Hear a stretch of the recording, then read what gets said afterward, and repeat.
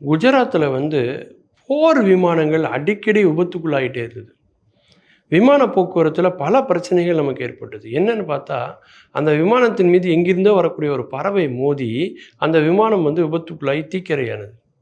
அந்த தீக்கிரையான விமானங்களை எல்லாம் இவர் போய் பார்க்குறாரு.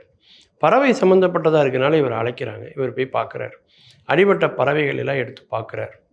இன்றைக்கி இருக்கிற மாதிரி அந்த பறவைகளுடைய டிஎன்ஏ பார்கோடை ஸ்கேன் பண்ணால் அது என்ன பறவை எப்படி எல்லாம் தெரிஞ்சுக்கொள்ளக்கூடிய தொழில்நுட்பமெல்லாம் எதுவுமே இல்லாத ஒரு காலகட்டம் அந்த காலகட்டம். பார்த்த உடனே அவருக்கு என்ன பறவைன்னு தெரியுது, எந்த காரணம்ங்கிறத யோசிக்கிறாரு. அக்கம் பக்கத்தில் உள்ள கிராமங்களில் போய் அவர் வந்து ஆய்வு செய்கிறார், களப்பணி செய்கிறார். அப்போ தான் தெரியுது அந்த மக்கள் வந்து இறந்து போன கால்நடைகளை எரிப்பதும் இல்லை, புதைப்பதும் இல்லை. அதை அப்படியே திறந்த வெளியில் போட்டுடுறாங்க. அதை உணவாக எடுத்துக்கொள்வதற்காகத்தான் கழுகு போன்ற பல பறவைகள் எல்லாம் இங்கே வருது. அப்படி வருகிற போது தான் திசை மாறி இந்த விமானத்தின் மீது மோதி இந்த விபத்து ஏற்படுதுங்கிறத அந்த பேர் உண்மையை அவர் தான் கண்டுபிடிச்சி அரசாங்கத்துக்கு சொல்கிறார்.